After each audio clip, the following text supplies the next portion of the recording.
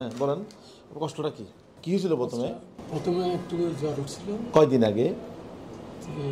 3 দিন আগে। 3 দিন আগে। তারপর তারপর একদম শরীরটা একদম ব্যথা, ব্যথা। প্রত্যেকটা জয়েন্টে ব্যথা। আচ্ছা, তারপর? এমনি হাতটা আগে একটু দুর্বল ছিল, কিন্তু এখন থেকে যে এটা নাড়তেও পারে না, এরকম করলেও এরকম উপরে উঠাতে পারে না, হাত দিয়ে মা তারপর মুঠি করা যায় না। এক সপ্তাহ আগে ঠিক ছিল। জি। হ্যাঁ, আজকে আমি একটা ইন্টারেস্টিং কেস, যেহেতু আমি এটা আসলে ভিডিওটা দেখেছি তাই আমি ওদেরকে বলেছি রেকর্ডটা করতে। ইন্টারেস্টিং, এ হাতে তো সমস্যা নেই না? এই হাতে এমনি একবার মাটিতে পড়ে গেছিলাম, তখন ব্যথা পেয়েছিল, কিন্তু ওই ব্যথার জন্য এটা একটু ওনার এই হাতটা যদি আমরা এভাবে ধরি তাহলে উনি ধরে রাখতে পারছেন, কিন্তু এই হাতটা যদি আমি ধরি এটা ফল করছে। এটাকে আমরা বলি রিস্ট ড্রপ। রিস্টটা ড্রপ হচ্ছে, তুলতে পারবেন না। তুলুন তো আঙুলটা, আমার আঙুলটা ধরেন তো, তুলতে পারছেন না। ঠিক আছে, এই হাতে আমার কলমটা ধরেন তো, আপনি এই আঙুল দিতে পারবেন শুধু, তুলতে এটা পারছে পারে একটু হ্যাঁ। তাহলে এটাকে আমরা বলি রিস্ট ড্রপ। এ হাতেও পারছে না, না এ হাতে উইক আছে, পাচ্ছে না। এ হাতে ব্যথা ছিল না, এখানে ব্যথা ছিল। আচ্ছা, ব্যথা ছিল। তাহলে জ্বর আর পাটাও ফুলে গেছে একটু, জয়েন্ট ফোলা, পাটা ফুলে গেছে। এই জয়েন্ট ফোলা। ঠিক আছে, তাহলে আমরা কি পেলাম? জ্বর হলো, জ্বরের পরে গিরা ফুলা। একটা গিরা ফুলছে না অন্য গিরা ফুলছে? সব গিরায় ব্যথা আছে, একটা গিরা ফুলে গেছে। তাহলে এটা আমরা এখন ইনভেস্টিগেশন বা টেস্ট করিনি, কিন্তু আমাদের কাছে মনে হচ্ছে এটা ছিল একটা ফিভার, যেটা ভাইরাস জ্বর, চিকুনগুনিয়া ফিভার, যখন এটা মহামারী আকারে চলছে, যেটাতে আর্থ্রাইটিস হয়ে যায়। ওনার একটা জয়েন্ট ফুলে গেছে বা আর্থ্রাইটিস হয়েছে, আমরা দেখতে পাচ্ছি অ্যাঙ্কেল জয়েন্টটাতে। এখানে একটু তুলেন, পাটা এখানে তুলেন। ওকে, ব্যথা আছে, ব্যথা আছে, এই জয়েন্টটা ফুলে গেছে। এদিকে আছে, এখানে এই জয়েন্টগুলোতেও ব্যথা আছে, এটাতেও আছে। তো একটা পায়ে 2-3 দিনের মধ্যে। তাহলে আর্থ্রাইটিস হইতে পারে সিমেট্রিক, আর্থ্রাইটিস হতে পারে অ্যাসিমেট্রিক। সিমেট্রিক মানে দুই হাতের, এই হাতের এই জয়েন্ট হলে এই হাতের এই জয়েন্টে, এই হাতের এই জয়েন্ট হলে এই হাতের এই জয়েন্টে সিমেট্রিক। আর অ্যাসিমেট্রিক মানে হলো মিলবে না, এই হাতে আছে এই হাতে নাই। ওনারটা হলো মনো বা অলিগো আর্থ্রাইটিস, যেহেতু দুটি আর্থ্রাইটিস আছে, ফুটেও আছে, অলিগো আর্থ্রাইটিস প্যাটার্ন।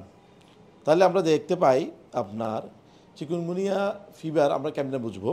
অনেক সময় ব্লাডে এটা ধরা পড়ে না, কিন্তু যেহেতু আর্থ্রাইটিস চলে আসছে আমরা ইজিলি বুঝতে পারি যে এটা চিকুনগুনিয়া আর্থ্রাইটিস, এবং জ্বরটা ছিল চিকুনগুনিয়া। অনেক সময় আর্থ্রাইটিস আগে আসে, জ্বরের একদিন আগে আসে, অথবা জ্বরের সাথে আসে, অথবা জ্বরের একদিন পরে, 2-3 দিন পরেও আসতে পারছে। দুইভাবে উনি প্রেজেন্ট করতে পারে, সিমেট্রিক সমান সমান জয়েন্টে, অথবা অ্যাসিমেট্রিক এক পাশে। ওনারটা অ্যাসিমেট্রিক, অথবা পরবর্তীতে সিমেট্রিক হয়ে যেতেও পারে। তো এটাকে আমরা বলি আরএ প্যাটার্ন, সিমেট্রিক এটা হলো এসপিএ প্যাটার্ন। দুরকম অ্যাসিমেট্রিককে আমরা বলি এসপিএ প্যাটার্ন, দুরকম প্যাটার্ন নিয়ে আসতে পারে। তারপর আমরা কিছু ওনাকে ইনভেস্টিগেশন দিব, যেটা আপনার এই ইনভেস্টিগেশনগুলো উনি করে আসবেন ভবিষ্যতে, কেমন? তো যখন ফিভার শুরু হয়, বর্তমানে 3টা ফিভার হচ্ছে। একটা হলো চিকেনগুনিয়া, একটা হলো ডেঙ্গি, আর একটা হলো জিকা ভাইরাস। 3টা কমনলি হচ্ছে, জি একদম চলতেছে। এই 3টা খুব কমন এখন চলতেছে। আমরা পার্থক্য কীভাবে করি? যদি আর্থ্রাইটিস চলে আসে ফ্র্যাঙ্ক, একটা জয়েন্ট ফুলে গেছে, তাহলে আর কিছুই না ভাই, এটা চিকেনগুনিয়া। জি, চিকেনগুনিয়া হইতে পারে না, এটা অনেক দিন ওনাকে ভোগাবে। ঠিক কেমন? 1 মাস, 3 মাস, 6 মাস ভোগাইতে পারে, 6 মাস হইতে পারে আর্থ্রাইটিসটা। আচ্ছা যাও, আরটা হলো জ্বরটা পার্থক্য করার অর্থ হলো যদি র্যাশ থাকে, তাহলে আমরা এটা বুঝতে পারি যে এটা ডেঙ্গুও হতে পারে, এটা চিকুনগুনিয়াও হতে পারে। র্যাশ আসছে, ডেঙ্গু হতে পারে, চিকুনগুনিয়াও হতে পারে, কেমন? কিন্তু যদি চোখ উঠে যায় কারো, তাহলে বুঝবো যে এটা আসলে জিকা ভাইরাস। আর যদি কারো হয় আপনার এই ব্লিডিং টেন্ডেন্সি হয়, যেমন দাঁত দিয়ে রক্ত পড়া, নাক দিয়ে রক্ত পড়া, তাহলে বুঝতে পারবো এটা আর কিছুই না, এটা ডেঙ্গি ফিভার। ডেঙ্গি ফিভার সাধারণত 3 দিন পর্যন্ত জ্বর থাকে, হাই ফিভার। 3-4 দিন পরে জ্বরটা হঠাৎ কমে যায়, রোগী খুশি হয়ে যায়, কিন্তু তখনটাই খারাপ পিরিয়ড, তখন তার শরীরে র্যাশ দেখা যায়। নাক দিয়ে পানি পরে মুখ দিয়ে, তখনই খারাপ অংশ। তাই আমরা ইনিশিয়াল 3 দিন আমরা জানতে পারি না আসলে এটা কি ডেঙ্গু নাকি চিকুনগুনিয়া, যদি না এরকম ফ্র্যাঙ্ক আর্থ্রাইটিস চলে আসে। তাই আমরা পেইন কিলার দিতে পারি না। এটা হলো মেইন। রুগীর একটা মেসেজ নিয়ে যাবেন, প্রথম 3 দিন আপনারা জ্বরের আগে যতক্ষণ না বুঝছেন এটা ডেঙ্গি না, ততক্ষণ পর্যন্ত পেইন কিলার খাইতে পারবেন না। আবার যদি চিকুনগুনিয়া হয় তাহলে পেইন কিলার স্ট্রংলি রিকমেন্ডেড দিতে হবে। পেইন কিলার রুগী মারা ব্যথাই মরে যাবে, হ্যাঁ এত ব্যথা। তাহলে আমাকে প্রথমে কাজ যেটা সেটা হলো হ্যাঁ নাপা খাইতে পারবে, ওটা পেইন কিলার না, নাপা পর্যন্ত প্যারাসিটামল খাইতে পারবে। তো আমাদের ফার্স্ট দায়িত্ব হলো পেইন কিলার না খাওয়া এবং ডেঙ্গু নাই এটা দেখে ফেলা প্রথম কাজ। তাহলে আমি স্ট্রংলি পেইন কিলার দিতে পারবো যদি ওনার কিডনি ভালো থাকে আর কি। কেমন, কারণ চিকুনগুনিয়া যে আর্থ্রাইটিস এটার মেইন ট্রিটমেন্টই হলো ব্যথার ওষুধ, এটার স্পেসিফিক ট্রিটমেন্ট নাই। এটা ম্যানেজ করতে হবে আপনাকে, সিমটোমেটিক লক্ষণ হিসেবে আপনাকে এটাকে ম্যানেজ করতে হবে। কেমন, তাহলে আমাকে আর্থ্রাইটিসটার ম্যানেজমেন্ট কি? আর্থ্রাইটিসটা 3 ভাবে আপনাকে, এটা হলো অ্যাকিউট, সাব অ্যাকিউট, ক্রনিক। ওকে, আপনারা অ্যাকিউট মানে প্রথম 3 সপ্তাহ, রুল অফ 3। অ্যাকিউটটা হলো 3 সপ্তাহের মধ্যে যেটা তীব্র ব্যথা, অসহ্য ব্যথা হয়। ম্যানেজমেন্ট হলো যদি দেখি যে ডেঙ্গু নাই তাহলে স্ট্রং পেইন কিলার 3 সপ্তাহ পর্যন্ত আমাদেরকে খাইতে হবে। যদি 3 সপ্তাহের বেশি হয় up to 3 month, rule of 3 month পর্যন্ত যদি হয় এটা সাব অ্যাকিউট বলি। এই অবস্থায় অনেক সময় আমরা পেইন কিলার দিতে বিরক্ত হয়ে যাই, ত্যাক্ত হয়ে যায়, তখন আমরা একটা শর্ট কোর্স স্টেরয়েড দিতে পারি, low dose short course steroid ডাক্তাররা দেন। এটা যদি 3 মাসেরও বেশি হয় তখন আমরা ক্রনিক বলি, তখন আবার ট্রিটমেন্ট চলে যাবে না চেক আপের জন্য না। আচ্ছা, ভালো। তাহলে ক্রনিক হয়ে গেলে তখন ট্রিটমেন্টটা আমরা পার্থক্য করে ফেলি, ট্রিটমেন্টটা হয়ে যায় তখন ডিএমআরস বা বায়োলজিস্ট রিয়েলি লাগে। আর ফ্লেয়ারের জন্য স্টেরয়েড, শর্ট কোর্স স্টেরয়েড আর ডিএমআরস। তাহলে ট্রিটমেন্টগুলো আপনার টাইম হিসেবে পার্থক্য আছে, টোটাল পার্থক্য আছে, কিছু সতর্কতা আছে, এগুলো আমাদের দেখতে হবে। এগুলাই হলো মেইন। তো জ্বর আপনাকে ফ্লুইড বেশি খেতে হবে, পানি বেশি খেতে হবে এই অবস্থায় আপনাকে। হ্যাঁ, যদি আপনি অ্যাকিউট কন্ডিশনে আছেন, আমরা অ্যাকিউটলি আমাদের কাজ হবে আপনার ব্যথাটা কমানো আর কিছু টেস্ট দেওয়া। সাথে সাথে ওনার একটা বাড়তি জিনিস আমি আজকে দেখাবো যেটা অন্য রোগীদের হয় না, ওনার হয়েছে। আমরা জানি জ্বর একটা ইমিউনোলজিক্যাল অ্যাটাক, জ্বর, ডায়রিয়া এগুলো একটা ইমিউনোলজিক্যাল অ্যাটাক। এগুলোর ইমিউনোলজিক্যাল অ্যাটাকের কারণে আমাদের বাত হয়ে যাচ্ছে।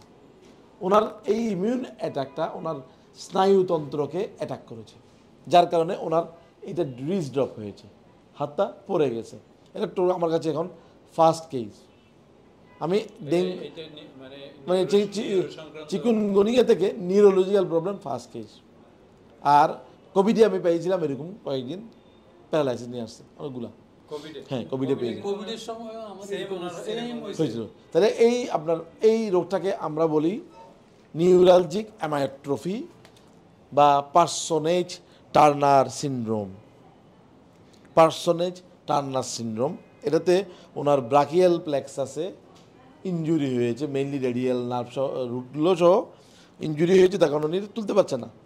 এটাকে আমরা বলি পার্সোনেজ টার্নার সিনড্রোম বা নিউরালজিক অ্যামায়োট্রফি।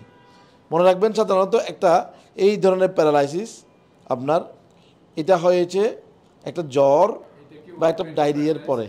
হ্যাঁ, এটা ইটস এ প্যারালাইসিস, বাট ভালো দিক যে এটা রিভার্সিবল, মোস্ট কেসে এটা রিভার্সিবল, এটা ভালো হয়ে যায়।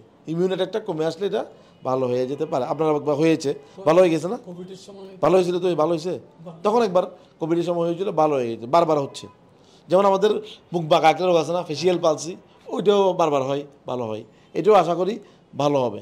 80% ক্ষেত্রে 90% ক্ষেত্রে কি এটা ভালো হয়ে যায় যদি আমরা প্রপার ট্রিটমেন্ট নিই, ফিজিওথেরাপি নিই। হ্যাঁ, এটা আপনার ফিজিওথেরাপি নিতে হবে, ভালো হবেন। একটু সময় লাগবে, মাসখানেকের মধ্যে আমরা এটা ইমপ্রুভমেন্ট দেখে আমরা বুঝতে পারবো যে এটা ভালো হচ্ছে কিনা। কেমন, না রেস্ট তো নেই, এমন সময় দেরিতেও আসে। তো আমরা একটু দেখছি নিউরোলজিক্যাল এক্সামিনেশন করে ওনার, যে যখন আমাদের হাতটা এরকম থাকে আমরা স্ট্রং গ্রিপ করতে পারবো। যখন আমাদের হাতটা এরকম থাকবে আমি মুভ করতে পারবো না, এটা হলো নর্মাল ফিজিওলজি। আমরা যখন হাতে এরকম রাখবো আমি মুভ করতে পারবো না, গ্রিপটা উইক হবে। যখন আমাদের হাতে এরকম হবে গ্রিপ করতে পারবো। যেহেতু উনি এটা করতে পারছে না, উনি গ্রিপ করতে পারবে না। That is his problem. Okay, গ্রিপের প্রবলেম না, প্রবলেম হলো নার্ভে যে তুলতে পারছি না, ওই জন্য গ্রিপ হচ্ছে না। কেমন? তা আপনি গ্রিপ করতে পারছেন না, দেখেন গ্রিপ করতে উইক গ্রিপ হচ্ছে এই জন্যই। কেমন? এটা নিউরোলজিক্যাল।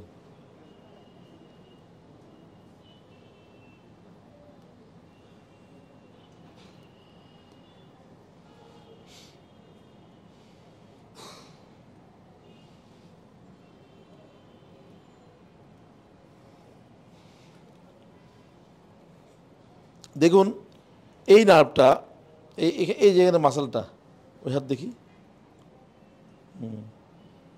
নর্মাল করেন। এই হাতের যে মাসেলটা, এই মাসেলটা এটা একটু ভেঙে গেছে। তার মানে এটা আলনার নার্ভকেও ধরছে, শুধু রেডিয়াল নার্ভ না, আলনার নার্ভকেও ধরেছে। একটু দেখেন, আমি একটু টেস্ট করবো, কার টেস্ট বলি আমরা। ওকে, আপনি হাত দুটোকে এভাবে রেখে এটাকে ধরবেন। কেমন? আমি হেল্প করছি, উনি ধরতে পারছেন না। দেখুন, ধরার কোনো স্কোপই নেই। তার মানে ওনার শুধু মানে এটা কোনো কিছু হচ্ছে না, মানে উনি ধরতে পারছেনই না। তার মানে ওনার আলনার নার্ভও গেছে, রেডিয়াল নার্ভও গেছে। আমি এটা বলতে চাচ্ছি, অনেকে মনে করবেন এটা হয়তো শুধু রেডিয়াল নার্ভ পালছে, তা না। এটা হলো প্লেক্সোপ্যাথি, মানে এটা একাধিক নার্ভ গিয়েছে। এটা নার্ভ জানে, নার্ভের প্লেক্সাস গিয়েছে, নার্ভের গোড়ায় প্লেক্সাস গিয়েছে না, প্লেক্সাস গিয়েছে। কেমন? তাহলে আপনার এখানে মাল্টিপল নার্ভটা ইনভলভ হয়েছে, সেটাই আমি দেখাতে যাচ্ছি। একটা নার্ভ না, দেখে মনে হচ্ছে রিস্ট ড্রপ, শুধু রেডিয়াল নার্ভ না, এখানে আলনা নার্ভ আছে। এই আঙ্গুলটা আমার, এই বুড়ো আঙ্গুল দিয়ে আমার এটা ধরেন, তার মানে মিডিয়ান নার্ভটা ওনার কিছুটা ভালো আছে। কেমন? তিনটে নার্ভের মধ্যে মিডিয়ান নার্ভটা ভালো আছে, দুটো নার্ভ এফেক্টেড। আবার নিচে নামান, এটা ধরেন। ওকে, ঠিক আছে, দেখে গেলো। একটু এটা করুন তো, এটা উনি পারবে না আলনা নার্ভের কারণে। যদি ধরেন হ্যাঁ, এটা উনি পারবে না যদি, তার মানে ওনার রেডিয়াল মিডিয়ান নার্ভটা পার্শিয়ালি এফেক্টেড হয়েছে, তিনটে নার্ভই এফেক্টেড, প্লেক্সোপ্যাথি। এটা কেমন? এটা আমরা বুঝে গেলাম।